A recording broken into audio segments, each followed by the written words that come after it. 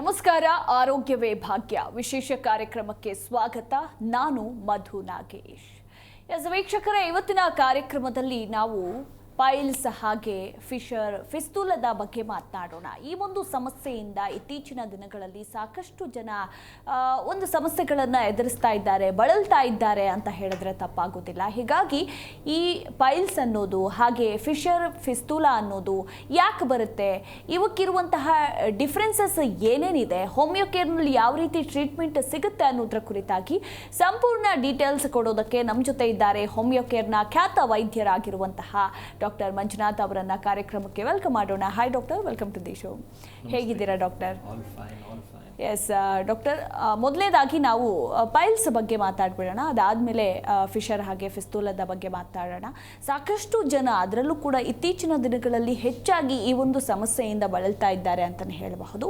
ಮೊದಲನೇದಾಗಿ ಇನ್ನೂ ಎಷ್ಟೋ ಜನಕ್ಕೆ ಈ ಪೈಲ್ಸ್ ಹಾಗೆ ಫಿಸ್ತುಲಾಗಿರುವಂತಹ ಡಿಫ್ರೆನ್ಷಿಯಸ್ ಹಾಗೆ ಹಂಗಂದ್ರೆ ಏನು ಅನ್ನೋದು ಇನ್ನೂ ಕೂಡ ಗೊತ್ತಿಲ್ಲ. ಮೊದಲನೇದಾಗಿ ಪೈಲ್ಸ್ ಅಂದರೆ ಏನು, ಯಾಕೆ ಬರುತ್ತೆ, ಅದರ ಕಾರಣಗಳನ್ನು ತಿಳಿಸ್ಕೊಟ್ಬಿಡಿ. ನೀವು ಹೇಳಿರೋ ಪ್ರಕಾರನೇ ಇದು ಸತ್ಯನೇ. ಏನಾಗುತ್ತೆ ಅಂದರೆ ಅವರಲ್ಲಿ ಫಿಶರ್ ಇರ್ಬೋದು ಅಥವಾ ಫಿಸ್ಟುಲಾ ಇರ್ಬೋದು ಅಥವಾ ಪೈಲ್ಸ್ ಇರ್ಬೋದು, ಬಟ್ ಡಾಕ್ಟ್ರ್ ಹತ್ರ ಬಂದು ಹೇಳೋದೇನಂದರೆ ಡಾಕ್ಟ್ರೇ ನನಗೆ ಪೈಲ್ಸ್ ಇದೆ ಅಂತ ಹೇಳ್ಬಿಟ್ಟು. ಸೊ ಮೊದಲನೇದಾಗಿ ಪೈಲ್ಸ್ ಅಂದರೆ ಏನು ಅಂತ ತಿಳ್ಕೊಳ್ಳೋಣಂತೆ. ನಮ್ಮ ದೇಹದಲ್ಲಿ ಕೊನೆಯ ಭಾಗ, ನಮ್ಮ ಡೈಜೆಸ್ಟಿವ್ ಸಿಸ್ಟಮಿನ ಕೊನೆಯ ಭಾಗ, ಅದರ ನಂತರ ಒಂದು ಎಕ್ಸಿಟ್ ಆಗುವಂಥ ಜಾಗದಲ್ಲಿ ಆಗುವಂಥ ಸಮಸ್ಯೆಗಳಿದು. ಸೊ ಇಲ್ಲಿ ಏನಾಗುತ್ತೆ, ಅದು ಯಾಕಾಗಿ ಆಗಬೇಕು. ಸೊ ಇಲ್ಲಿ ಈ ಜಾಗದಲ್ಲಿ ಒಂದು ಮ್ಯೂಕಸ್ ಮೆಂಬ್ರೇನ್ ಲೇಯರ್ ಇರುತ್ತೆ, ಅದರ ಹಿಂದುಗಡೆ ಮಸ್ಕ್ಯುಲೇಚರ್ ಇರುತ್ತೆ. ಸೊ ಅದು ಕಾಂಟ್ರಾಕ್ಟ್ ಮಾಡಬೇಕು. ಅದರ ಜೊತೆಲಿ ಈ ಮ್ಯೂಕಸ್ ಲೇಯರು ಒಂದು ಮಾಯ್ಸ್ಟ್ ಆಗಿ ನಮ್ಮ ಸ್ಟೂಲ್ಸನ್ನು ಪಾಸ್ ಮಾಡಬೇಕು. ಸೊ ಅದನ್ನು ಪಾಸ್ ಔಟ್ ಮಾಡಬೇಕು ಅನ್ನೋ ನಿಟ್ಟಿನಲ್ಲಿ ಇದರ ಕೆಲಸ ನಡೀತಾ ಇರುತ್ತೆ. ಬಟ್ ಅದರ ಮೇಲೆ ಇದು ಏನಲ್ ಕೆನಾಲಲ್ಲಿ ಆಗುವಂಥದ್ದು. ಅದರ ಮೇಲೆ ಏನಾಗುತ್ತೆ, ಲಾಸ್ಟ್ ಪಾರ್ಟ್ ಆಫ್ ಇಂಟೆಸ್ಟೈನನ್ನು ನಾವು ರೆಕ್ಟಮ್ ಅಂತ ಕರಿತೀವಿ. ಸೊ ಇಲ್ಲಿ ಏನಿದೆ, ಇದರ ರೆಕ್ಟಮಿನ ಕೆಲಸ ಏನಂದರೆ ಆ ಸ್ಟೂಲ್ ಫಾರ್ಮೇಷನ್ ಆಗಬೇಕಾದ್ರೆ ಅದರಲ್ಲಿ ಇರುವಂಥ ನೀರನ್ನು ಅದು ಎಳ್ಕೊಂಬಿಡುತ್ತೆ. ಸೊ ನಿಮ್ಮ ದೇಹಕ್ಕೆ ನೀವು ನೀರು ಕಡಿಮೆ ಕೊಟ್ಟಿದ್ದೀರಾ ಅಂತ ಹೇಳಿದಾಗ ಏನಾಯಿತು, ಯಾರ್ ಬವಲ್ಸಿಂದ ಬರುವಂಥ stool formation becomes hard and ನಾಟಿ. ಅದರಿಂದ ನಿಮಗೆ ಡಿಫಿಕಲ್ಟ್ ಆಗುತ್ತೆ ಫಾರ್ ಎಕ್ಸ್ಕ್ರೀಟಿಂಗ್ ಇಟ್ ಔಟ್, ಅಂದರೆ ನಿಮ್ಮ ದೇಹದಿಂದ ಹೊರಗೆ ಹಾಕೋದಕ್ಕೆ, ಮಲ ವಿಸರ್ಜನೆ ಮಾಡೋದಕ್ಕೆ ನಿಮಗೆ ಕಷ್ಟ ಆಗುತ್ತೆ. So this is one thing. So ಇದೊಂದು ಕಾರಣ ಆಗಿ ಬರುತ್ತೆ. ಸೊ ಈ ಥರ ಆದಾಗ ಅಲ್ಲಿ ಏನಾಗುತ್ತೆ ಅಂದರೆ ಅಲ್ಲೊಂದು ಒತ್ತಡ ಕ್ರಿಯೇಟ್ ಆಗುತ್ತೆ. ಆ ಒತ್ತಡ ಕ್ರಿಯೇಟ್ ಆದಾಗ ಏನಾಯಿತು, ಅಲ್ಲಿ ಇರುವಂಥ ರಕ್ತನಾಳದ ಮೇಲೆ ಪ್ರೆಷರ್ ಬೀಳೋದಕ್ಕೆ ಸ್ಟಾರ್ಟ್ ಆಗುತ್ತೆ.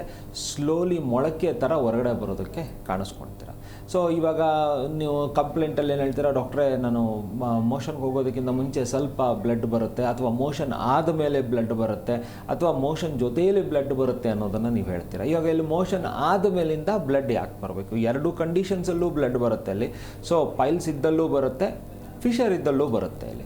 ಸೊ ಬ್ಲಡ್ ಬರ್ತಾ ಇದೆ ಅಂತೇಳಿ ಅರ್ಥ ಏನು ಅಂದರೆ, if it is an internal, ಇವಾಗ ನೀವು ಪೇಷಂಟ್ ಬಂದ ಹೇಳ್ತಾರೆ ಯಾಕೋ ಒಳಗಡೆಯಿಂದ ಏನೋ ಸೋರ್ತಾ ಇದ್ದಂಗೆ ಅನಿಸುತ್ತೆ ಡಾಕ್ಟ್ರೆ ನನಗೆ ಅಂತ ಹೇಳಿದಾಗ, there is an internal bleed. ಅಲ್ಲಿ ಏನಕ್ಕೆ ಆಗ್ತಾ ಇದೆ ಅಂದರೆ ರಕ್ತನಾಳಗಳು ಅಲ್ಲಿ ಡ್ಯಾಮೇಜ್ ಆಗಿದೆ, ಅಥವಾ ಅಲ್ಲಿ ಬ್ಲಡ್ ಸೆಲ್ಸ್ ಇರುವಂಥದ್ದು ಡ್ಯಾಮೇಜ್ ಆದಾಗ ಅದು ಬ್ಲಡ್ಡನ್ನು ಹೊರಗಡೆ ಬರುತ್ತೆ.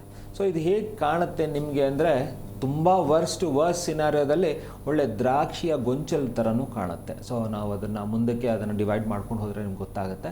ಸೊ ಅಥವಾ ಬರೀ ಒಂದು ಮೊಳಕೆ ಬಂದಿರೋ ಥರನೂ ಕಾಣುತ್ತೆ, ಅಥವಾ ನಿಮ್ಗೆ ಎಲ್ಲಿ ಏನೂ ಕಾಣೋದಿಲ್ಲ, ಬಟ್ ನಿಮಗೊಂದು ಸಿಂಪ್ಟಮ್ ಬರ್ತಾ ಇರುತ್ತೆ, ನಾನು ಯಾಕೋ ಮೋಷನ್ ಪಾಸ್ ಮಾಡಿಲ್ಲ, ಇಲ್ಲ ಕಂಪ್ಲೀಟ್ ಆಗಿಲ್ಲ, ಇನ್ಕಂಪ್ಲೀಟ್ ಒಂದು ಫೀಲಿಂಗ್ನ ನೀವು ಅನುಭವಿಸ್ತಾ ಇರ್ತೀರ. ಸೊ ಈ ಥರದ್ದು ಇದ್ದಾಗ ನಾವು ಇದನ್ನು ಪೈಲ್ಸ್ ಅಂತ ಹೇಳ್ತೀವಿ. ಓಕೆ ಡಾಕ್ಟರ್, ಇನ್ನು ಫಿಶರ್ ಹಾಗೆ ಫಿಸ್ತುಲಾ ಅಂದರೆ ಏನು, ಇದ್ರ ಬಗ್ಗೆ ತಿಳಿಸ್ಕೊಡಿ. ಇದು ಬರೋದಕ್ಕೆ ರೀಸನ್ಸ್ ಏನು, ಇದರ ಲಕ್ಷಣಗಳು ಯಾವ ರೀತಿ ಇರುತ್ತೆ? ಇವಾಗ ಫಿಶರ್ ಅಂದರೆ ಏನು?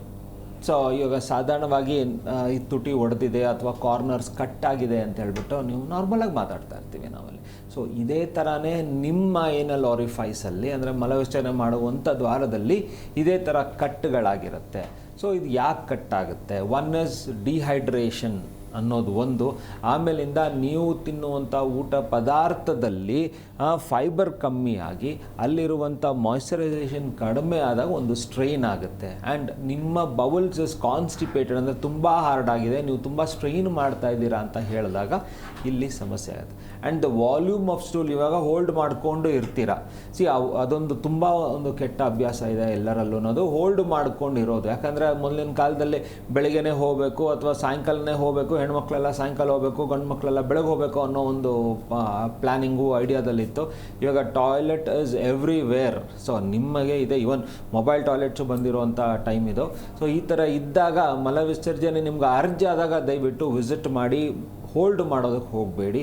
ಹೋಲ್ಡ್ ಮಾಡಿದಾಗ ವಾಲ್ಯೂಮ್ ಆಫ್ ಸ್ಟೂಲ್ ಜಾಸ್ತಿ ಆದಾಗ ನೀವು ಅದನ್ನು ಪ್ರೆಸ್ ಮಾಡಿ ಇವ್ಯಾಕ್ಯುವೇಟ್ ಮಾಡಿದಾಗ ಏನಾಗುತ್ತೆ, ದ್ವಾರ ಸ್ವಲ್ಪ ಓಪನ್ ಅಪ್ ಆಗುತ್ತೆ, ಅಲ್ಲಿರುವಂಥ ಸ್ಕಿನ್ ಕಂಟಿನ್ಯೂಟಿ ಹರಿದೋಗುತ್ತೆ. ಇದು ಹರಿದೋದಾಗ ಇದಕ್ಕೆ ಇನ್ಫೆಕ್ಷನ್ಸು ಆ ಥರದ್ದು ಆದಾಗ ನಿಮ್ಗೊಂದು ಇರಿಟೇಷನ್ ಎಲ್ಲ ಕೊಡೋದಕ್ಕೆ ಸ್ಟಾರ್ಟ್ ಆಗುತ್ತೆ. ಸೊ ಈ ಥರ ಕಟ್ ಆಗಿರುವಂಥದ್ದನ್ನು ನಾವು ಫಿಶರ್ ಅಂತ ಹೇಳ್ತೀವಿ. ಸೊ ಫಿಸ್ಟುಲಾನು ಕೇಳಿಬಿಡೋಣ. ಇವಾಗ ಸಡನ್ನಾಗಿ ಫಿಸ್ಟುಲಾ ಇದು ಮತ್ತು ಫಿಶರು ಈ ಒಂದು ಏನಲ್ ಆರಿಫೈಸಿನ ಸುತ್ತಲೂ ಆಗುವಂಥದ್ದು. ಸೊ ಇಲ್ಲಿ ಸಣ್ಣದಾದ ಒಂದು ರಂಧ್ರ ಆಗುತ್ತೆ, ಅಂದರೆ ಒಂದು ಓಪನಿಂಗ್ ಫಾರ್ಮ್ ಆಗುತ್ತೆ. ಸೊ ಇದು ಫಾರ್ಮ್ ಆಗೋದಕ್ಕಿಂತ ಮುಂಚೆ ಒಂದು ಸಣ್ಣದಾದ ಒಂದು ಗುಳ್ಳೆ ಅಥವಾ ಆ್ಯಪ್ಸಿಸ್ ಅಥವಾ ಕುರ ಅಂತ ನಾವೇನು ಕರಿತೀವಿ ಅದು ಫಾರ್ಮ್ ಆಗುತ್ತೆ. ಸೊ ನೀವು ಪಸ್ಸೆಲ್ಲ ಒಡೆದು ತೆಗೆದು ಪಸ್ಸೆಲ್ಲ ತೆಗಿತೀರಾ, ರಕ್ತ ಬರೋರ್ಗೂ ಒತ್ತುತ್ತೀರಾ, ಎಲ್ಲ ಆಗುತ್ತೆ. ನೋಡಿದ್ರೆ ಒಂದು ಸಣ್ಣದಾದ ಒಂದು ಓಪನಿಂಗ್ ಉಳ್ಕೊಂಬಿಡುತ್ತೆ. ಸೊ ಈ ಓಪನಿಂಗ್ ಉಳ್ಕೊಂಡಿರೋದು ಐದರ್ ಇದು ಏನಲ್ಕೆಲ್ಲ ರೆಕ್ಟಮ್ವರೆಗೂ ಹೋಗ್ತಾ ಇದೆ ಅಂದರೆ ಏನೋ ರೆಕ್ಟಲ್ ಫಿಸ್ಟುಲಾ ಅಂತ ಹೇಳ್ತೀವಿ ನಾವು. ಅದರ್ವೈಸ್ ಬೇರೆ ಕಡೆ ಆಗಿದ್ರೆ ಇಟ್ ಇಸ್ ಡಿವಿಯೇಟೆಡ್ ಫಿಸ್ಟುಲಾ ಅಂತ ಹೇಳ್ತೀವಿ. ಸಾಧಾರಣವಾಗಿ ಒಂದು ಆ್ಯಪ್ಸಿಸ್ ಆದಾಗ ಯಾವುದಾದ್ರೂ ಕೂಡ ಆಗ್ಬೋದು. ಇಟ್ ಇಸ್ ಅ ಕೆನಲೈಸೇಷನ್ ಫ್ರಮ್ ಅಂದರೆ ದೇಹದ ಹೊರಭಾಗದಿಂದ ಒಂದು ಕೆನಾಲ್ ಥರ ಇನ್ನೊಂದು ಒಳಭಾಗಕ್ಕೆ ಅದು ಓಪನ್ ಆಗಿದೆ. ಸೊ ಇದಕ್ಕೆ ಆ್ಯಪ್ಸಿಸ್ ಅನ್ನೋದು ಕಾರಣ ಆಗುತ್ತೆ.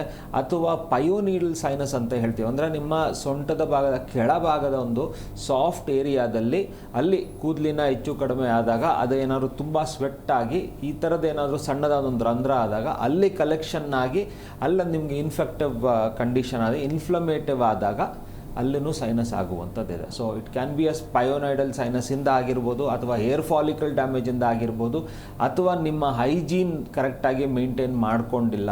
ಯಾಕಂದರೆ ಡ್ರೈ ವೈಪ್ಸ್ಗಳನ್ನು ಯೂಸ್ ಮಾಡೋದಲ್ಲಿ ಏನಾಗುತ್ತೆ ಅಂದರೆ ನೀವು ಹೈಜೀನ್ ಮೇಂಟೈನ್ ಆಗಿರೋದಿಲ್ಲ. ಸೊ ಈ ಥರದ್ದು ಆದಾಗ ನಿಮ್ಮಲ್ಲಿ ಸಮಸ್ಯೆಗಳು ಉಂಟಾಗುತ್ತೆ.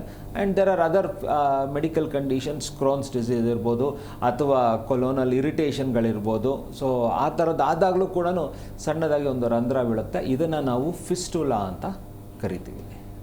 ಓಕೆ ಡಾಕ್ಟರ್, ಇನ್ನು ಇದಕ್ಕೆ ಹೋಮಿಯೋ ಕೇರ್ನಲ್ಲಿ ಟ್ರೀಟ್ಮೆಂಟ್ ಯಾವ ರೀತಿ ಸಿಗುತ್ತೆ? ಆ್ಯಂಡ್ ಇನ್ನೊಂದು ಕ್ವಶನ್, ಈ ಪೈಲ್ಸ್ ಇರಬಹುದು, ಫಿಸ್ತುಲಾ ಇರಬಹುದು, ಫಿಶರ್ ಇರಬಹುದು, ಒಂದು ಬಾರಿ ಬಂದುಬಿಟ್ರೆ ಲೈಫ್ ಲಾಂಗ್ ಅದು ಅಂದರೆ ಗುಣಮುಖ ಆಗೋದೇ ಇಲ್ವಾ, ಹಂಗೆ ಕ್ಯಾರಿಯನ್ ಆಗ್ತಾ ಇರುತ್ತಾ ಅನ್ನೋ ಒಂದು ಪ್ರಶ್ನೆ ಕೂಡ ಬರುತ್ತೆ. ಏನು ಹೇಳ್ತೀರಾ? ನಿಮ್ಮ ಎರಡನೇ ಪ್ರಶ್ನೆಗೆ ಮೊದಲು ಉತ್ತರ ಕೊಡೋಣಂತೆ. ಸೊ ನೀವು ಇವಾಗ ಕರೆಕ್ಟಾಗಿ ಸೂಕ್ತವಾಗಿ ಟ್ರೀಟ್ಮೆಂಟ್ ತೊಗೊಂಡ್ರೆ ಸೊ ಪೈಲ್ಸಿಂದನೂ ನೀವು ಮುಕ್ತ ತಗೊಳ್ಬೋದು, ಅಥವಾ ಇಲ್ಲಿ ಫಿಸ್ಟುಲಾ ಆಗಿರೋದನ್ನು ಹೀಲ್ ಆಗಿ ನಾರ್ಮಲ್ ಆಗಿರ್ಬೋದು, ಫಿಶರ್ಗಳಿಂದನೂ ಹೀಲ್ ಹಾಕ್ಕೊಬೋದು. ಸೊ ಇದಕ್ಕೆ ಕರೆಕ್ಟಾಗಿ timely treatment and little maintenance is very important. But ಇಲ್ಲಿ ಏನಾಗುತ್ತೆ ಅಂತ ಹೇಳಿದ್ರೆ, ಯಾಕೆ ಈ ಕ್ವಶನ್ ಬಂತು ಅಂತೇಳೋ I think I will guess it out. ಏನಂತಂದರೆ ರಿಪೀಟೆಡಾಗಿ ಆಗ್ತಾ ಇರೋದು, ಅಯ್ಯೋ ಟ್ರೀಟ್ಮೆಂಟ್ ತೊಗೊಂಡೆ ಒಂದು 3 ತಿಂಗಳು ಚೆನ್ನಾಗಿದೆ, ಪುನಃ ಬಂತು. So this is what I think ಈ ಥರ ಇರೋದೇ ಡೌಟಲ್ಲಿ ಬಂದಿರೋದು. ಇದು ಟ್ರೀಟ್ಮೆಂಟ್ ಕಂಪ್ಲೀಟ್ ಆದಾಗ, ಇವಾಗ ನಾವು ಹೋಮಿಯೋ ಕೇರಲ್ಲಿ ಹೇಗೆ ಟ್ರೀಟ್ಮೆಂಟ್ ತೊಗೊಳ್ತೀವಿ ಅಂತ ನೀವು ಸರಿಯಾಗಿ ಜೋಡಿಸಿದ್ದೀರಾ ಇಲ್ಲಿ ಕ್ವಶನ್ನ.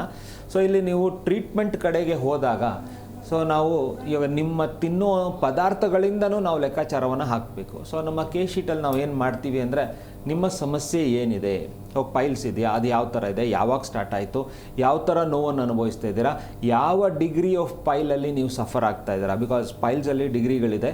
ಸೊ ಫಸ್ಟ್ ಡಿಗ್ರಿ ಅಂದರೆ ಒಳಗಡೆನೇ ಇರುತ್ತೆ, ಒಳಗಡೆ ಎಲ್ಲೂ ಕಾಣೋದಿಲ್ಲ, ನಿಮ್ಗೊಂದು ಅನ್ಸ್ಯಾಟಿಸ್ಫ್ಯಾಕ್ಟರಿ ಬೌಲ್ಸ್ ಇರುತ್ತೆ. 2ನೇ ಡಿಗ್ರಿಯಲ್ಲಿ ಅಂದರೆ ಮೋಷನ್ ಮಾಡಿದಾಗ, ಪಾಸ್ ಮಾಡಿದಾಗ ಬರುತ್ತೆ ಹೊರಗಡೆ, ಅದಾಗೆ ತನ್ನಷ್ಟು ತಾನೇ ಹೋಗುತ್ತೆ. 3ನೇದರಲ್ಲಿ ನೀವು ಕೈ ಹಚ್ಚಿ ಒಳಗಡೆ ತಳ್ಳಬೇಕಾದನ್ನು, that is 3rd degree. 4th degree ಅಂದರೆ ಒಳ್ಳೆ ದ್ರಾಕ್ಷಿಯ ಗೊಂಚಲು ಥರ ಹೊರಗಡೆ ಬಂದು ಬಿದ್ದುಬಿಟ್ಟಿರುತ್ತೆ. ಸೊ ಇದು 4 degrees of piles. Yes doctor, treatment ಬಗ್ಗೆ ಮಾತಾಡೋಣ. ಅದಕ್ಕೂ ಮುನ್ನ ಒಬ್ರು ಕಾಲರ್ ಇದ್ದಾರೆ, ಮಾತಾಡಿಸ್ಬಿಡೋಣ. ಹಲೋ ಮೇಡಮ್ ಅವರ. ನಮಸ್ತೆ ಸರ್, ನಿಮ್ಮ ಹೆಸರು? ಅಂಜಿನಪ್ಪ ಅಂತೇಳಿ. ಎಲ್ಲಿಂದ ಕರೆ ಮಾಡಿದ್ದೀರಾ? ವಿಜಯನಗರ, ಕೊಟ್ಟೂರು ತಾಲೂಕು. ಓಕೆ, ಮಾತಾಡಿ. ಡಾಕ್ಟರ್ ಇದ್ದಾರೆ, ನಿಮ್ಮ ಸಮಸ್ಯೆ ಏನಿದೆ ತಿಳಿಸಿ. ಹಲೋ ಸರ್ ಬೆಳಿಗ್ಗೆ ಮೋಷನ್ ಮಾಡಿದ್ಮೇಲೆ ಬಹಳ ಉರಿ ಸರ್, ಸುಮಾರು ಮಧ್ಯಾಹ್ನ 2 ಗಂಟೆ ಮಟ್ಟನು ಉರಿ ಅಂದ್ರೆ ಉರಿ ಇರುತ್ತೆ. ಓಕೆ, ಮತ್ತೆ ಇನ್ನೇನಾದರೂ? ಸರ್ ಉರಿ ಒಂದು ಸಣ್ಣ ಗುಳ್ಳೆ ಇದೆ ಸರ್, ಅದು ಸೆಂಟರ್ನಲ್ಲಿ ಗುಳ್ಳೆ ಇದೆ. ಫೈನ್ ಸರ್, ಇವಾಗ ನಿಮ್ಮ ಕಂಡೀಷನನ್ನು ನಾವು 2 ಥರ ಪ್ರೆಸೆಂಟ್ ಕಂಡೀಷನ್ ಇದೆ, ಒಂದು ಕಂಡೀಷನ್ ಆಮೇಲೆ ಬರಬಹುದು ಅನ್ನೋದನ್ನ ಹೇಳ್ತೀನಿ ನಾನು.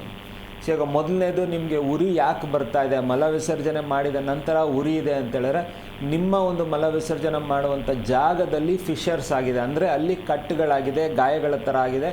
ಅದರಿಂದ ದಿ ಇಂಟರ್ನಲ್ ಸರ್ಫೇಸ್ ಎಕ್ಸ್ಪೋಸ್ ಆದಾಗ ನಿಮ್ಮ ಡೆಫಿಕೇಟಿವ್ ಮೆಟೀರಿಯಲ್ನಿಂದ ಇರಿಟೇಷನ್ ಆದಾಗ ಅಲ್ಲಿ ನಿಮ್ಗೆ ಉರಿ ಇರುತ್ತೆ. ಮೋಷನ್ ಮಾಡಾದ್ಮೇಲಿಂದ ಉರಿ ಕಾಣ್ತಾನೆ ಇರುತ್ತೆ. ಒಂದು ಸೆಕೆಂಡ್ ಥಿಂಗ್, ಗುಳ್ಳೆ ಥರ ಆಗಿದೆ ಅಂತ ಹೇಳಿದ್ರೆ ಕರೆಕ್ಟಾಗಿ ಐಡೆಂಟಿಫೈ ಮಾಡಿ. ಸ್ಕಿನ್ ಜಾಗದಲ್ಲಿ ಗುಳ್ಳೆ ಇದೆ ಅಂತ ಹೇಳಿದ್ರೆ ಒಂದು ಸಣ್ಣದಾಗಿ ಕುರ ಆಗ್ತಾಯಿದೆ ಅಥವಾ ಆಪ್ಸೆಸ್ ಆಗ್ತಾಯಿದೆ ಅಂತ ಅರ್ಥ. ನಾಳೆ ಅದು ಒಡೆದು ಕರೆಕ್ಟಾಗಿ ಅದು ಗುಣ ಆಗಲಿಲ್ಲ ಅಂದರೆ ಫಿಸ್ಟುಲಾ ಆಗುವಂಥ ಸಾಧ್ಯತೆಗಳಿದೆ ಅಲ್ಲಿ ಒಂದು. ಅಥವಾ ಮಲ ವಿಸರ್ಜನೆ ಮಾಡುವಂಥ ಜಾಗದಿಂದ, ಅಂದರೆ ಆ ದ್ವಾರದಿಂದ ಒಳಗಡೆಯಿಂದೆಲ್ಲೋ ಗುಳ್ಳೆ ಥರ ಬರ್ತಾ ಇದೆ ಅಂತ ಹೇಳಿದ್ರೆ, ಮೊಳಕೆ ಥರ ಇದೆ ಅಂತ ಹೇಳಿದ್ರೆ ಅದು ಪೈಲ್ಸ್ ಆಗಿರುತ್ತೆ. ಸೊ ಸ್ವಲ್ಪ ಅದನ್ನು ನೀವೇ ಒಂದು ಫಿಸಿಕಲ್ ಎಕ್ಸಾಮಿನೇಷನ್ ಮಾಡ್ಕೊಳ್ಳಿ, ತಿಳ್ಕೊಳ್ಳಿ. ಆಗ್ತಾ ಇಲ್ಲ ಅದನ್ನು ಐಡೆಂಟಿಫೈ ಮಾಡೋಕ್ಕೆ ಅಂದರೆ ನಿಮ್ಮ ಹತ್ತಿರದ ಶಾಖೆಗೆ ವಿಸಿಟ್ ಮಾಡಿ ಟ್ರೀಟ್ಮೆಂಟ್ನ ಮಾಡ್ಕೊಳ್ಳಿ. ಎಸ್, ಥ್ಯಾಂಕ್ ಯು ಸರ್ ಕರೆ ಮಾಡಿದ್ದಕ್ಕಾಗಿ. ಎಸ್ ಡಾಕ್ಟರ್, ಟ್ರೀಟ್ಮೆಂಟ್ ಬಗ್ಗೆ ತಿಳಿಸ್ಕೊಡ್ತಾ ಇದ್ರಿ, ಕಂಟಿನ್ಯೂ ಮಾಡಿ. ಎಸ್, ಇವಾಗ ನಾವು ಡಿಗ್ರೀಸ್ ಹೇಳ್ತಾ ಇದ್ರಿ. ಇವಾಗ ಇಲ್ಲಿ ಆಲ್ 2 ಕಾಂಬಿನೇಷನ್ಸಲ್ಲಿ ಇವರು ಪೇಷಂಟ್ ಫೋನ್ ಮಾಡಿ ಕೇಳ್ದಂಗಿತ್ತು. ಇಲ್ಲಿ 3 ಕಾಂಬಿನೇಷನ್ ಇದೆ. ನಾವು 2 ಅಂತ ಅನ್ಕೊಂಬೋದು, 3ನೂ ಇರ್ಬೋದು. ಸೊ ದಿಸ್ ಇಸ್ ಅದೇ ಅಡ್ರೆಸ್ ಒಂದೇ, ಕಂಡೀಷನ್ 3 ಬರುವಂಥ ಸಾಧ್ಯತೆ ಇದೆ ಅಂತ ನಾವು ಹೇಳಿದ್ವಿ. ಇದೊಂದು ಎಕ್ಸಾಂಪಲ್. ಸೊ ಈಗ ನಾವು ಟ್ರೀಟ್ಮೆಂಟ್ ಹೇಗೆ ಹೋಗ್ತೀವಿ, ಅಪ್ರೋಚ್ ಹೇಗೆ ಹೋಗ್ತೀವಿ ಅಂತೇಳಿ ಮಾತಾಡ್ತಾ ಇದ್ವಿ. ಸೊ ಇಲ್ಲಿ ಎಲ್ಲ ಡೀಟೇಲ್ಗಳನ್ನ ಗ್ಯಾದರ್ ಮಾಡಿದ್ದೀವಿ, ಹೇಗಿದೆ, ಏನಿದೆ, ಯಾವ ಥರ ಇದೆ ಅಂತೇಳೆಲ್ಲ ತಿಳ್ಕೊಂಡಾಗಿದೆ. ಅದಾದಮೇಲಿಂದ ಅವರ past and present medical history ಕೇಳ್ತೀವಿ. ಯಾಕಂದರೆ ಡಯಾಬಿಟಿಸ್ ಇದೆಯಾ ಅಥವಾ ಥೈರಾಯ್ಡ್ ಇದೆಯಾ ಅಂತ ಹೇಳ್ಬಿಟ್ಟು. ಯಾಕಂದರೆ ಡಯಾಬಿಟಿಸ್ ಇದ್ದವರಲ್ಲಿ ಸ್ಟೂಲ್ ಇರ್ರೆಗ್ಯುಲರ್ ಫಾರ್ಮ್ಯಾಟ್ಸಲ್ಲಿರುತ್ತೆ, ಪರ್ಜಿಂಗ್ ಸ್ಟೂಲ್ಸ್ ಇರುತ್ತೆ, ಫುಲ್ಲಿ ಫಾರ್ಮ್ಡ್ ಸ್ಟೂಲ್ಸ್ ಅವರಲ್ಲಿ ಇರೋದಿಲ್ಲ. ಅದನ್ನು ಮೆಡಿಕೇಷನಿಂದ ಆಗ್ತಾ ಇರುತ್ತೆ. So this is one thing to understand. ಇಲ್ಲಿ ಥೈರಾಯ್ಡಲ್ಲಾದರೆ ಡಿಲೇಡ್ ಸ್ಟೂಲ್ಸ್ ಇರುತ್ತೆ, ಕಾನ್ಸ್ಟಿಪೇಟೆಡ್ ಇರುತ್ತೆ, ಇಲ್ಲ ಹೈಪರ್ ಇದ್ದರೆ ಒಂಥರ ಹರಿಬರಿ ಥರ ಇರುತ್ತೆ. ಸೊ ಈ ಥರ ಕಂಡೀಷನ್ಗಳನ್ನು ನಾವು ಅರ್ಥ ಮಾಡ್ಕೊಂಡು ಅದ್ರ ಸೂಕ್ತವಾಗಿ ಚಿಕಿತ್ಸೆನ ಮಾಡಬೇಕಾಗುತ್ತೆ ಇಲ್ಲಿ. ಸೊ ಅದಕ್ಕೆ ಅವರ past and present medical history, ಅದಾದ ಮೇಲಿಂದ ತಂದೆ ತಾಯಿ ಹೆಲ್ತ್ ಹಿಸ್ಟ್ರಿ. ಯಾಕಂದರೆ ಎಷ್ಟೋ ಸತಿ ಈ ಫಿಸ್ಟುಲಾ ಅನ್ನೋದು ಹೆರಿಡಿಟ್ರಿಯಲ್ಲಿ ಓಡ್ತಾ ಇರುತ್ತೆ. ಸೊ ಅದಕ್ಕೆ ತಂದೆ ತಾಯಿಯಲ್ಲಿ ಯಾರಿಗಾದರೂ ಇದೆಯಾ ಈ ಸಮಸ್ಯೆ ಅಂತೇಳಿ ತಿಳ್ಕೊಂಡು ನಾವು ಮುಂದಕ್ಕೆ ಟ್ರೀಟ್ಮೆಂಟ್ನ ಮಾಡ್ಕೊಂಡು ಹೋಗ್ಬೋದು. ಆಮೇಲೆ ಅವರ ದಿನಚರಿನ ಕೇಳ್ತೀವಿ ನಾವು. ಬೆಳಗ್ಗೆ ಎದ್ದೇಳೋದ್ರಿಂದ ರಾತ್ರಿ ಮಲಗೋವರೆಗೂ ನೀವು ಏನೇನು ಮಾಡ್ತೀರಾ, ನಿಮ್ಮ ದಿನ ಹೇಗೆ ನಡೆಸ್ತೀರಾ, ಅಂದರೆ ನಿಮ್ಮ ಲೈಫ್ ಸ್ಟೈಲ್ ಏನಿದೆ ಅಂತ ಅರ್ಥ ಮಾಡ್ಕೊತೀವಿ. ಸದ್ಯದಲ್ಲಿ ಊಟ ತಿಂಡಿ ಬಗ್ಗೆ ನಾವು ಕೇಳ್ತೀವಿ. ನಿಮ್ಮ ಊಟ ತಿಂಡಿಯ ಡೀಟೇಲ್ಗಳಲ್ಲಿ ನಮ್ಗೆ ಏನು ಅರ್ಥ ಆಗುತ್ತೆ ಅಂದರೆ ನೀವು ಯಾವ ಥರ ಊಟ ಮಾಡ್ತಾ ಇದ್ದೀರಾ, ಅದರಲ್ಲಿ ನೀವು ಏನೇನು ರಿಕ್ವೈರ್ಡ್ ಆಗಿ ತೊಗೊಳ್ತಾ ಇದ್ದೀರಾ, ಏನೇನು ತೊಗೊಳ್ತಲ್ಲ ಒಂದು ಐಡಿಯಾ ಬರುತ್ತೆ. ಸೊ ದಟ್ ನಾವು ನಿಮಗೆ ಡಯಟನ್ನು ಅಡ್ವೈಸ್ ಮಾಡೋದಕ್ಕೆ ಆಗುತ್ತೆ. ಪರ್ಸ್ನಲ್ ಹೆಲ್ತ್ ಹಿಸ್ಟ್ರೀಸ್ ಅಂತ ಹೇಳಿದಾಗ ಹೆಣ್ಣು ಮಕ್ಕಳಲ್ಲಿ ಅವರ ಮೆನ್ಸ್ಟ್ರುಯೇಷನ್ಸು. ಯಾಕಂದರೆ ಪೀರಿಯಡ್ಸ್ಗಿಂತ ಮುಂಚೆ ಒಬ್ಬೊಬ್ಬರಲ್ಲಿ ಸಮಸ್ಯೆ ಬರುತ್ತೆ, ಪೀರಿಯಡ್ಸ್ ಆದಮೇಲಿಂದ ಹೋಗುತ್ತೆ, ಡ್ಯೂರಿಂಗ್ ಪೀರಿಯಡ್ಸಲ್ಲಿ ಸಮಸ್ಯೆ ಆಗ್ತಾರೆ. So hormonal conditions. ಪುರುಷರಲ್ಲೂ ಕೂಡ ಅವರ ಲೈಂಗಿಕ ಸಮಸ್ಯೆಗಳಲ್ಲಿ ಕೇಳ್ತೀವಿ. ಯಾಕಂದರೆ ಅನ್ಯಾಚುರಲ್ ಸೆಕ್ಷುವಲ್ ಹ್ಯಾಬಿಟ್ಗಳಿಂದ ಫಿಶರ್ ಬರುವಂಥ ಸಾಧ್ಯತೆಗಳಿದೆ, ಫಿಸ್ಟುಲಾ ಬರುವಂಥ ಸಾಧ್ಯತೆಗಳಿದೆ, ಪೈಲ್ಸ್ ಆಗುವಂಥದ್ದು ಸಾಧ್ಯತೆಗಳಿದೆ. ಸೊ ಇದನ್ನೆಲ್ಲನೂ ತಿಳ್ಕೊಳ್ತೀವಿ ನಾವಿಲ್ಲಿ. ಅದಾದಮೇಲೆ ಅವರ ಮನಸ್ಥಿತಿ. ಯಾಕೆ ಮನಸ್ಥಿತಿಗೆ ಹೋಗಬೇಕು ಅಂದರೆ, ಟೆನ್ಷನ್ ಆಯಿತು, ಸ್ಟ್ರೈನ್ ಆಯಿತು ಅಂದರೆ ಟಾಯ್ಲೆಟಿಗೆ ವಿಸಿಟ್ ಮಾಡೋರು ಇರ್ತಾರೆ. ಇವರಲ್ಲಿ ಪೈಲ್ಸು ಫಿಶರ್ ಆಗುವಂಥ ಸಾಧ್ಯತೆ. ಯಾಕಂದರೆ IBSನ ಕಂಡೀಷನ್ಸಿಂದ ಇವರಲ್ಲಿ ಇದೊಂದು ಪ್ರಾಬ್ಲಮ್ ಆಗ್ತಾ ಇರುತ್ತೆ. ರಿಪೀಟೆಡ್ ವಾಷಿಂಗು, ರಿಪೀಟೆಡ್ ಸ್ಟ್ರೈನಿಂಗ್ ಅಂದರೆ ಫಿಸ್ಟುಲಾ ಆಗುವಂಥ ಸಾಧ್ಯತೆಗಳು ಕೂಡ ಇರುತ್ತೆ ಅಲ್ಲಿ. So whenever you visit the toilet, constipated ಇರುತ್ತೆ, ವಿಂಡ್ ಪಾಸ್ ಮಾಡ್ತೀರಾ, ಒಂದು ಮ್ಯೂಕಸ್ ಡ್ರಾಪು ಬಂದಾಗ ಅದನ್ನು ಕ್ಲೀನ್ ಮಾಡ್ಕೊಂಡು ತುಂಬ ಇಂಪಾರ್ಟೆಂಟ್ ಆಗಿದೆ. ಎಷ್ಟೋ ಸತಿ ಬೆಡ್ ರಿಡನ್ ಪೇಷಂಟ್ಗಳಲ್ಲಿ ಸಮಸ್ಯೆ ಬರೋದೇ ಇಲ್ಲಿ. ಫ್ಲೇಟಸ್ ಪಾಸ್ ಆಗಿರುತ್ತೆ ಅಂತ ಅಂದ್ಕೊಂಡಿರ್ತಾರೆ, ಬಟ್ ಅಲ್ಲಿ ಸ್ಟೂಲ್ ಫಾರ್ಮ್ ಪಾಸ್ ಆಗಿರುತ್ತೆ. ಸೊ ಈ ಥರದ್ದು ಕಂಡೀಷನ್ಸ್ ಇರುತ್ತೆ. So hygiene is very important ಬರುತ್ತೆ. ಸೊ ಅದರಿಂದ ಅವರ ಎಲ್ಲ ಡೀಟೇಲ್ಗಳನ್ನು ಗ್ಯಾದರ್ ಮಾಡ್ತೀವಿ, ಮನಸ್ಥಿತಿನೂ ಗ್ಯಾದರ್ ಮಾಡ್ಕೊಳ್ತೀವಿ. ಯಾಕೆ ಎಷ್ಟೋ ಜನ ಏನಾಯ್ತಂದರೆ ಇಲ್ಲಿ ಟಾಯ್ಲೆಟ್ ಸೀಟ್ ಮೇಲೆ ತುಂಬ ಹೊತ್ತು ಟೈಮನ್ನು ಕಳೆಯೋದ್ರಿಂದ ಕೂಡ ಸಮಸ್ಯೆ ಇದೆ ಅಂತ ಹೇಳ್ತೀವಿ. ಯಾಕಂದರೆ ಪೈಲ್ಸು ಮತ್ತು ಫಿಶರ್ ಬರುವಂಥ ಸಾಧ್ಯತೆಗಳು ಜಾಸ್ತಿ ಇದೆ ಅಂತ ಹೇಳ್ತೀವಿ. ಸೊ ಆದಷ್ಟು ಸಿಟ್ಟಿಂಗ್ ಆನ್ ದಿ ಟಾಯ್ಲೆಟ್ ಸೀಟನ್ನು ಕಡಿಮೆ ಮಾಡಿ, ಒಂದು ಇಡೀ ನ್ಯೂಸ್ ಪೇಪರ್ ಓದ್ತೀನಿ ಅಥವಾ ಮೊಬೈಲ್ ಒಂದೊಂದು ಆರ್ಟಿಕಲ್ ಓದ್ತೀನಿ, ಒಂದು ಸೀರೀಸ್ ನೋಡ್ಬಿಡ್ತೀನಿ ಅನ್ನೋದೆಲ್ಲ ಮಾಡೋದಕ್ಕೆ ಹೋಗಬೇಡಿ. Don't waste your time on the toilet seat. This is the first thing. ಇದೆಲ್ಲ ತಿಳ್ಕೊಂಡ ಮೇಲೆ ನಿಮ್ಮ ಫಿಸಿಕಲ್ ಆಟ್ರಿಬ್ಯೂಟ್ಸ್ ಎಲ್ಲ ಅರ್ಥ ಮಾಡ್ಕೊಂಡ್ಮೇಲೆ ನಿಮಗೊಂದು ಮೆಡಿಸನನ್ನು ನಾವು ಹಾಕ್ತಾ ಹೋಗ್ತೀವಿ. ಸೊ ಇಲ್ಲಿ ಆ ಥರ ತಿಳ್ಕೊಂಡು ಹಾಕೋದ್ರಿಂದ ನಿಮ್ಮ ಡೈಜೆಸ್ಟಿವ್ ಪ್ರೋಸೆಸ್ಸು ಹೆಲ್ಪ್ ಆಗುತ್ತೆ, ಸ್ಟೂಲ್ ಫಾರ್ಮೇಷನು ಹೆಲ್ಪ್ ಆಗುತ್ತೆ, ನಿಮ್ಮ ಬಾಡಿಯಲ್ಲಿ ಬೇಕಾಗಿರುವಂಥದ್ದು ಅಬ್ಸಾರ್ಪ್ಷನ್ನು ಕರೆಕ್ಟ್ ಆಗುತ್ತೆ, ಸ್ಟೂಲ್ ಫಾರ್ಮೇಷನು ಕರೆಕ್ಟಾಗಿ ಡೆಫಿಕೇಟಿವ್ಷನ್ಸ್ ಕರೆಕ್ಟಾಗಿರುತ್ತೆ. ಸೊ ನಾರ್ಮಲಾಗಿ ನೀವೆಲ್ಲಾದರೂ ಗ್ಯಾಸ್ಟ್ರೋಎಂಟ್ರಾಲಜಿಸ್ಟ್ ಹತ್ರ ಅದೆಲ್ಲ ವಿಸಿಟ್ ಮಾಡಿದಾಗ ನಿಮ್ಮ ಸ್ಟೂಲ್ಸ್ ಯಾವ ಥರ ಇರಬೇಕು ಅಂತ ಕೇಳಿದಾಗ ಒಳ್ಳೆ ಹಣ್ಣಾಗಿರೋ ಬಾಳೆಹಣ್ಣು ಥರ ಇರಬೇಕು ಅಂತ ಯಾಕೆ ಅಂತ ಹೇಳಿದ್ರೆ, so when it is passing out ನಿಮ್ಮಲ್ಲಿ ಯಾವುದೇ ಥರದ ಡಿಸ್ಕಂಫರ್ಟ್ ಫೀಲ್ ಆಗಬಾರ್ದು. ಸೊ ಡಿಸ್ಕಂಫರ್ಟ್ ಫೀಲ್ ಆಗ್ತಾ ಇದೆ ಅಂತ ಹೇಳಿದ್ರೆ ಯು ಶುಡ್ ಅಂಡರ್ಸ್ಟ್ಯಾಂಡ್ ದಟ್ ನಾಳೆ ನಿಮಗೆ ಒಂದು ಸಮಸ್ಯೆ ಬರ್ಬೋದು, ಪೈಲ್ಸ್ ಆದರೂ ಆಗ್ಬೋದು, ಫಿಸ್ಟುಲಾ ಆದರೂ ಆಗ್ಬೋದು, ಫಿಶರ್ ಆದರೂ ಆಗ್ಬೋದು ಅನ್ನೋದಿರುತ್ತೆ. ಸೊ ಈ ಥರ ಒಂದು ಪ್ಲ್ಯಾನ್ಡ್ ವೇ ಆಫ್ ಟ್ರೀಟ್ಮೆಂಟ್ ಮಾಡೋದ್ರಿಂದ so your digestion process improve ಆಗಿದೆ, ಸ್ಟೂಲ್ ಫಾರ್ಮೇಷನ್ ಇಂಪ್ರೂವ್ ಆಗಿದೆ, ಡೆಫಿಕೇಷನ್ ಕರೆಕ್ಟ್ ಆಗಿದೆ ಅಂತ ಹೇಳಿದಾಗ ನಿಮಗೆ ಟ್ರೀಟ್ಮೆಂಟು ಕರೆಕ್ಟ್ ಆಗಿದೆ. So there is no part of relapses here ಅಂತ ಹೇಳ್ಬೋದು. ಓಕೆ ಡಾಕ್ಟರ್, ಇನ್ನು ಇನ್ ಕೇಸ್ ಈ ಒಂದು ಪ್ರಾಬ್ಲಮ್ಸ್ನ ನೆಗ್ಲೆಕ್ಟ್ ಮಾಡಿದರೆ ನಾವು ಏನೆಲ್ಲ ಕಾಂಪ್ಲಿಕೇಶನ್ಸನ್ನು ಎದುರಿಸಬೇಕಾಗುತ್ತೆ ಅಂತ? ಇವಾಗ ಪೈಲ್ಸ್ ಇದೆ ಅಂತೇಳಿ ಒಂದು ಸೆಲ್ಫ್ ಎಕ್ಸಾಮಿನೇಷನ್ ಮಾಡ್ಕೊಳ್ತೀರಾ, ನೀವೆಲ್ಲ ವಿಧವಾದ ಡಯಟ್ಗಳನ್ನು ನೋಡ್ಕೊಳ್ತೀರಾ, ಮಾಡ್ತೀರಾ ಅಲ್ಲಿ. ಬಟ್ ಎಲ್ಲೋ ಹೇಳ್ತಾರೆ ನಿಮ್ಮ ಪೈಲ್ಸ್ ಇದ್ದರೆ ಸ್ವಲ್ಪ ಅದನ್ನು ಒಳಗಡೆ ಹಚ್ಚಿ ಇಟ್ ವಿಲ್ ಗೋ ಇನ್ಸೈಡ್ ಅಂತ ಹೇಳ್ಬಿಟ್ಟು. So what are you doing there? So ಇಲ್ಲಿ 2nd ಡಿಗ್ರಿ ಪೈಲ್ಸ್ ಇದೆ, ನೀವು ಒಳಗಡೆ ಬೆರಳು ಹಚ್ತಾ ಇದ್ದೀರಾ, ನಾಳೆ 3rd ಡಿಗ್ರಿ ಪೈಲ್ಗೆ ಅದನ್ನು ಎಕ್ಸಿಕ್ಯೂಟ್ ಮಾಡ್ತಾ ಇದ್ದೀರಾ. ಸೊ ವೆನ್ ಒಂದು ಸ್ಟೇಜಿಂದ ಇನ್ನೊಂದು ಸ್ಟೇಜ್ಗೆ ಹೋಯ್ತು ಅಂದರೆ that is the complication. So ಯಾವತ್ತೂ ನೆಗ್ಲೆಕ್ಟ್ ಮಾಡಬೇಡಿ, visit the doctor than the medical store, visit the doctor. So ಎಷ್ಟೋ ಸಲ ಏನೋ ಮೆಡಿಕಲ್ ಸ್ಟೋರ್ಗೆ ಹೋಗ್ತೀರಾ, ಒಂದು ಟ್ಯೂಬ್ಗೊಂದು ಫಿಕ್ಸೇಷನ್ ಹಾಕ್ಕೊಂಡು ಇನ್ಸರ್ಟ್ ಮಾಡಿಕೊಂಡು ಅದನ್ನು ಪ್ರೆಸ್ ಮಾಡ್ಕೊಳ್ಳಿ, ಲೂಬ್ರಿಕೇಟ್ ಆಗುತ್ತೆ, ಕಂಫರ್ಟೇಬಲ್ ಆಗಿರ್ತೀರ. It is only a temporary to visit the nearest doctor. It's a temporary mechanism or an help ಅಂತ ಹೇಳ್ಬೋದು ಅಲ್ಲಿ. ಸೊ ಆದಷ್ಟು ಟೆಂಪ್ರವರಿ ಹೆಲ್ಪ್ಗಳನ್ನು ಮಾಡೋದಕ್ಕಿಂತ ಅವಾಯ್ಡ್ ಮಾಡಿ ಡಾಕ್ಟರ್ನ ವಿಸಿಟ್ ಮಾಡಿ, ಅವಾಯ್ಡ್ ದಿ ಕಾಂಪ್ಲಿಕೇಶನ್. ಸೊ ಮೊದಲೇದು ಒಂದು ಸ್ಟೇಜಿಂದ ಇನ್ನೊಂದು ಸ್ಟೇಜ್ ಹೋಗೋದೇ ಕಾಂಪ್ಲಿಕೇಶನ್ ಅಂತ ಹೇಳ್ತೀವಿ. ಈಗ ಅದನ್ನು ಕೂಡ ನೆಗ್ಲೆಕ್ಟ್ ಮಾಡಿದ್ದೀರಾ ಅಂತ ಹೇಳಿದಾಗ ಏನಾಗುತ್ತೆ, the infection R the condition passes inside, ಅಂದರೆ ನಿಮ್ಮ ಕೊಲೋನ್ಗೆ ಹೋಗೋದಕ್ಕಾಗತ್ತೆ, ಲಾರ್ಜ್ ಇಂಟೆಸ್ಟೈನಿಗೆ ಹೋಗೋದಕ್ಕಾಗತ್ತೆ, ಅಲ್ಲಿ ಇರೋಷನ್ಸ್ ಆಗುತ್ತೆ, ಅಲ್ಲಿ ನಿಮಗೆ ಸಮಸ್ಯೆಗಳಾಗಿ ಅಲ್ಲಿ it can lead up to cancerous ಕಂಡೀಷನ್ವರೆಗೂ ಹೋಗ್ಬೋದು. So never neglect your rectal issues. One thing ಅಂದರೆ ಬ್ಲಡ್ ಲಾಸ್ ಆಗ್ತಾ ಇದೆ, ನಡೆಯುತ್ತೆ, 1-2 ಡ್ರಾಪ್ ಅಲ್ವಾ ನಡೆಯುತ್ತೆ ಅಂತ ಹೇಳಿದಾಗ, so there is an opening which is losing blood, ಅದನ್ನು ನೀವು ಅರೆಸ್ಟ್ ಮಾಡಿಲ್ಲ, ಟ್ರೀಟ್ಮೆಂಟ್ ಮಾಡ್ಕೊಂಡಿಲ್ಲ ಅಂದರೆ again the infection start spreading in your blood. ಯಾಕಂದರೆ ಆರ್ಟೀರಿಯಲಲ್ಲಿ ನಿಮ್ಮ ಬ್ಲಡ್ಡನ್ನು ನೀವು ಕರೆಕ್ಟಾಗಿ ನೋಡ್ಕೊಂಡಿಲ್ಲ ಅಂತ ಹೇಳಿದ್ರೆ ಏನಾಗುತ್ತೆ, ಅದು ಸುತ್ತೋದಕ್ಕೆ ಸ್ಟಾರ್ಟ್ ಆಗುತ್ತೆ, ಬ್ಲಡ್ಡಲ್ಲಿ ಇನ್ಫೆಕ್ಷನ್ ಓಡೋದಕ್ಕೆ ಸ್ಟಾರ್ಟ್ ಆಗುತ್ತೆ. ಎಷ್ಟೋ ಸತಿ ಇದೇ ತಪ್ಪುಗಳನ್ನು ಮಾಡ್ತಾ ಇರ್ತೀರ. ಸೊ ದಯವಿಟ್ಟು ಈ ಥರದನ್ನು ಮಾಡೋದಕ್ಕೆ ಹೋಗಬೇಡಿ. So you will have the complication. ಇವಾಗ ಫಿಶರ್ನ ನೀವು ಏನು ಓಕೆ ಫೈನ್ ಏನೋ ಮಾಯ್ಶ್ಚರೈಸ್ ಹಾಕೊತೀನಿ ಅಂತ ಹೇಳಿ ಒಂದು ಅವಾಯ್ಡ್ ಮಾಡ್ಕೊಂಡು ಸ್ವಲ್ಪ ದಿನ ತಳ್ತೀರ, it becomes a deep wound. ಅವಾಗ ಏನಾಗುತ್ತೆ, it associated with your hip girdle pain also. ಎಷ್ಟೋ ಹೆಣ್ಣು ಮಕ್ಕಳಲ್ಲಿ ಅದು ಪೆಲ್ವಿಕ್ ಇನ್ಫ್ಲಮೇಟರಿ ಡಿಸೀಸಸ್ ಕೂಡ ಹೋಗೋದಕ್ಕೆ ಆಗುತ್ತೆ. ಸೊ ಇದೊಂದು ಕಾರಣ ಬರುತ್ತೆ. ಸೊ ಅದು ಒಂದು ಬರೀ ವೈಟ್ ಡಿಸ್ಚಾರ್ಜು ಅಥವಾ ಏನೋ ಟ್ರಾನ್ಸ್ಮಿಟೆಡ್ ಡಿಸೀಸ್ ಅಂತ ಅಂದ್ಕೊಂಡ್ಬೇಡಿ. Even negligence of your bowel activities also will cause you the complaints there. So ಹೆಣ್ಣು ಮಕ್ಕಳಲ್ಲಿ ಪೆಲ್ವಿಕ್ ಇನ್ಫ್ಲಮೇಟರಿ ಡಿಸಾರ್ಡರ್ಸು, ಆಮೇಲಿಂದ ಹಿಪ್ ಗರ್ಡಲ್ ಡಿಸಾರ್ಡರ್ಸ್ಗೂ ಲೀಡ್ ಆಗುವಂಥದ್ದಿದೆ. ಸೊ ರೆಕ್ಟಲ್ ಕ್ಯಾನ್ಸರಸ್ ಕಂಡೀಷನ್ಸ್ವರೆಗೂ ಲೀಡ್ ಆಗುವಂಥದ್ದಿದೆ. ಸೊ ಆಮೇಲೆ ಬ್ಲಡ್ ಲಾಸ್ ಆಗಿ ಶಾಕ್ ಅಂತ ಒಂದು ಸಿಚುವೇಶನ್ಗೂ ಹೋಗುವಂಥದ್ದಿದೆ. So these are all the complications normally seen when you neglect piles, fissures or fistula ಅಂತ ಹೇಳ್ಬೋದು. ಬಟ್ ಫಿಸ್ಟುಲಾದಲ್ಲಿ ಇನ್ನೂ ವರ್ಸ್ಟ್ ಏನಂದರೆ the canalization becomes very more, ಅಂದರೆ ಒಳಗಡೆವರೆಗೂ ಹೋಗುತ್ತೆ, ಸೆಪ್ಟಿಸಿಮಿಕ್ ಕಂಡೀಷನ್ಸ್ಗಳು ಜಾಸ್ತಿ ಆಗುತ್ತೆ. ಇದೇನಪ್ಪ ಅನ್ಕೊಂಡಿದ್ದಾರೆ, ಬರೀ ಒಂದು ಸಣ್ಣ ಗುಳ್ಳೆ ಇತ್ತು, ಅದು ಒಡೆದು ಪಸ್ ಬರ್ತಾ ಇದೆ, ಅವ್ರು ನೋಡಿದ್ರೆ ನನಗೆ ಜ್ವರ ಬರ್ತಾ ಇದೆ, ಮೈಕೈ ನೋವು ಬರ್ತಾ ಇದೆ ಅಂತ ಹೇಳಿದ್ರೆ ಇನ್ಫೆಕ್ಷನ್ ಇಸ್ ಪಂಪಿಂಗ್ ಇನ್ಸೈಡ್ ಅಂತೇಳಿ ಅರ್ಥ ಇದೆ. ಎಸ್ ಡಾಕ್ಟರ್, ಇನ್ನು ಈ ಒಂದು ಪೈಲ್ಸ್ ಇರಬಹುದು, ಫಿಶರ್ ಇರಬಹುದು, ಫಿಸ್ತುಲಾ ಇರಬಹುದು, ಇದು ಹೆರಿಡಿಟಿಯಿಂದನೂ ಬರೋ ಚಾನ್ಸಸ್ ಏನಾದರೂ ಇದೆಯಾ? ಎಸ್, ನಾರ್ಮಲ್ ಆಗಿ ನಾವು ಫಿಸ್ಟುಲಾ ಅನ್ನೋದನ್ನು ಹೆರಿಡಿಟ್ರಿ ಅಂತ ಹೇಳ್ತೀವಿ.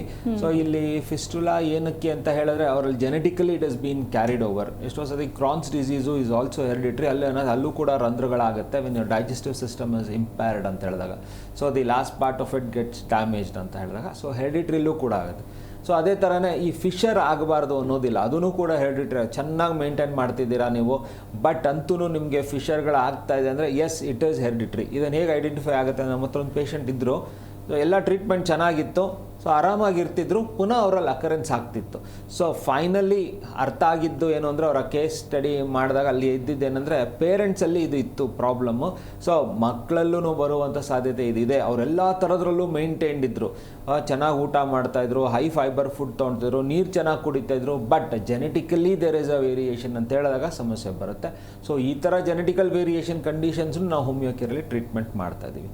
ಸೊ ಪೈಲ್ಸು ಇವಾಗ ಹೇಗಾಗಿತ್ತು ಅಂತ ಹೇಳಿದ್ರೆ ಮನೇಲಿ ಎಲ್ಲರಿಗೂ ಇತ್ತು, ಈತನಲ್ಲಿ ಇರಲಿಲ್ಲ. ಈತ ಒಂದು XYZ ಪೇಷಂಟಲ್ಲಿ ಆತನಲ್ಲಿ ಇರಲಿಲ್ಲ, ಬಟ್ ಮನೇಲಿ ಎಲ್ಲರಿಗೂ ಇತ್ತು.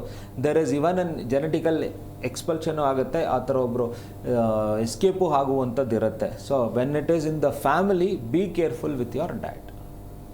ಓಕೆ ಡಾಕ್ಟರ್, ಇನ್ನು ಇದೆಲ್ಲದಕ್ಕೂ ಸಲ್ಯೂಷನ್ ಅಂದರೆ ನಮ್ಮ ಲೈಫ್ ಸ್ಟೈಲ್ ಆ್ಯಂಡ್ ಫುಡ್ ಚೆನ್ನಾಗಿದ್ರೆ ನಮಗೆ ಯಾವುದೇ ರೋಗ ಬರೋದಿಲ್ಲ ಅನ್ನೋದು ವೈದ್ಯರೇ ಹೇಳೋ ಮಾತು.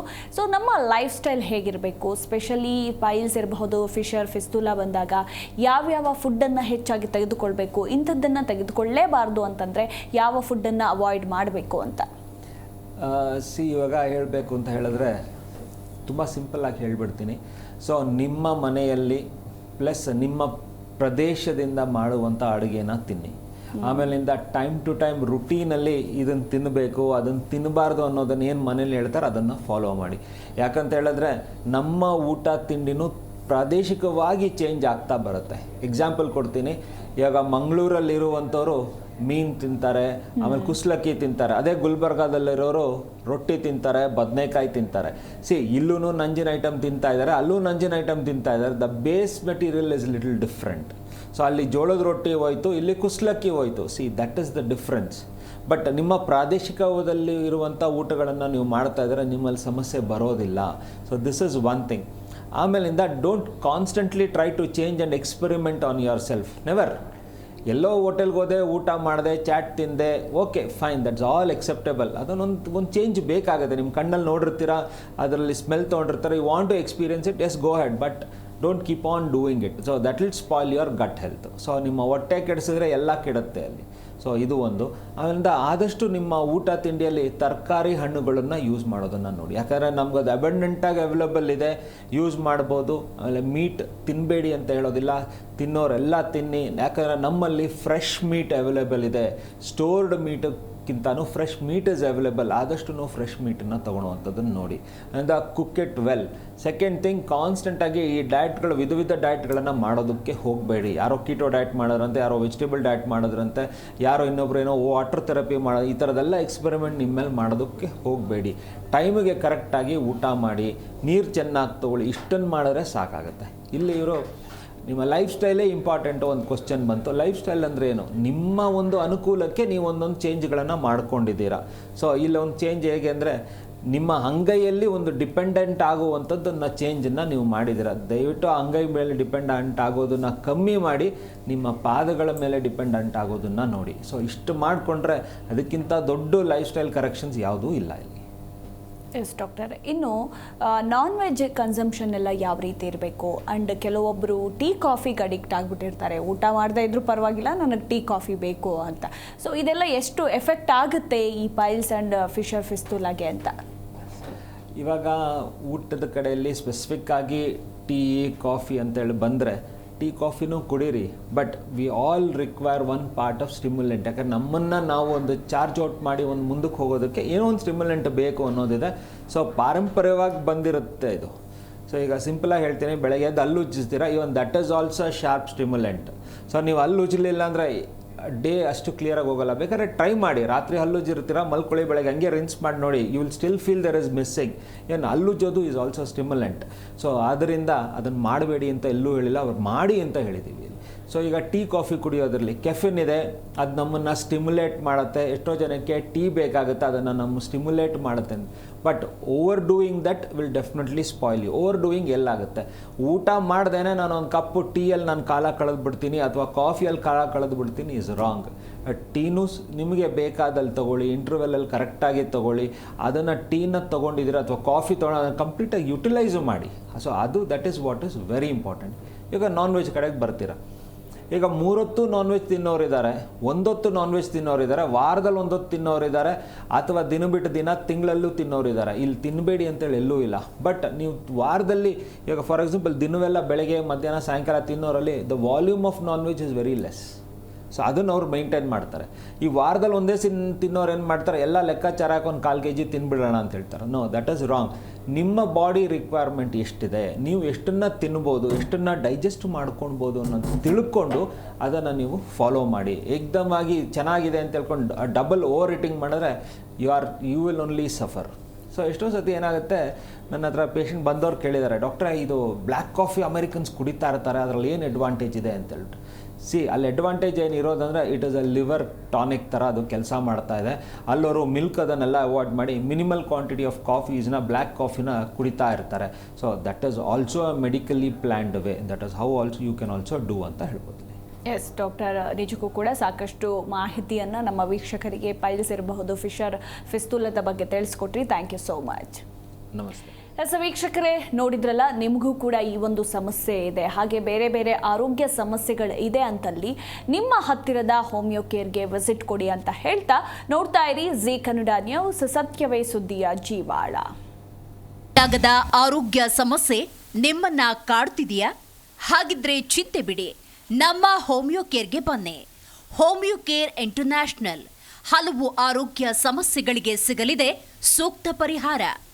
ನೇರ ಭೇಟಿಗೆ ಸಂಪರ್ಕಿಸಿ 9550 00 1133 1800 108121.